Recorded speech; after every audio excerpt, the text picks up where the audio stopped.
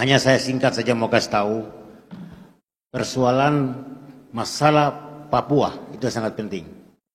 Sebab kita lahir di negeri ini, ketika integrasi 1969, gubernur pertama Eye Bonai di negeri ini, dan kemudian dia tidak tenang, dan dia lari keluar di tanah Papua dan meninggal di sana.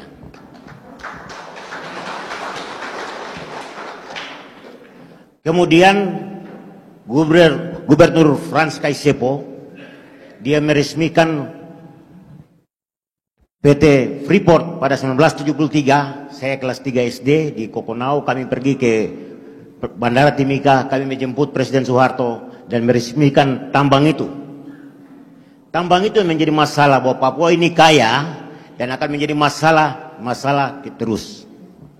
Saya selalu bilang gold and blood, darah dan emas, kami akan berhadapan di negeri ini.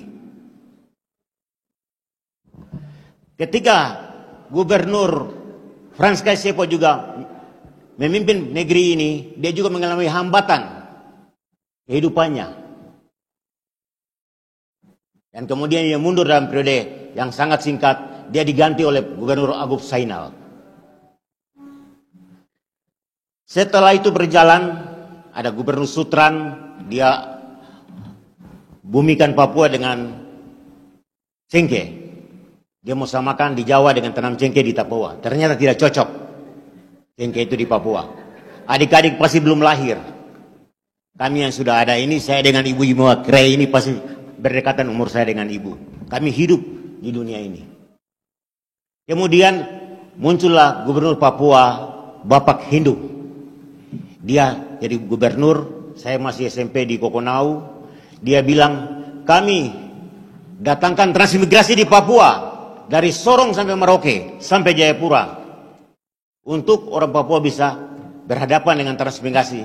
Siapkan pisau daging. Kalian tahu pisau daging itu apa? Kolot.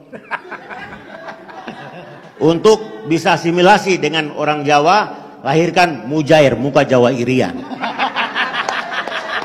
Ini tantangan karena dia rasa takut dalam kehidupannya. Bapak kita dia rasa takut, dia orang fakta. Dia rasa takut. Akhirnya dia pilih ke sana. Ini terjadi di Papua. Tahun 1979, Silas Papare, ketika Gubernur Jawa itu Bu Siri mau diganti, Silas Papare dicalonkan untuk maju Gubernur Papua. Tapi dia diundang satu restoran di Jakarta, dia dikasih racun, berapa jam kemudian dia meninggal. Bukti fakta ada di keluarganya. Yang berikut Gubernur Yap Salosa. Yap Salosa mengundang saya ketemu di Gedung Negara. Saya pakai motor ojek naik ke Gedung Negara ketemu Pak Yap Salosa. Saya dengan Dr. Beni Giai. Dibilang sama saya, alo hati-hati ngomong di media. Kebetulan saya Direktur Elsam, Wakil Direktur Elsam, saya selalu ngomong soal pelanggaran HAM di Papua. Hati-hati adik alo. Saya juga hati-hati memimpin negeri Papua ini. Ternyata 3 bulan kemudian, Gubernur kita Yap Salosa meninggal. Berarti dia hidup dalam suasana akuarium. Orang Papua menjadi gubernur selalu dalam akuarium. Dipantau oleh segala macam kepentingan. Sama dengan Pak Baswebu, terakhir ketika dia ditahan di penjara Sukamiskin Bandung, beliau mengatakan bahwa dia menyesal bergabung di negara ini. Yang terakhir kasus Pak Lukas NMB mengambil hal yang sama. Kalau saya bilang ini historis Papua, memori pasionis orang Papua, ingatan penderitaan masa lalu orang Papua. Betulkah tidak adik-adik? Ini yang perlu kita lawan penindasan di negeri ini.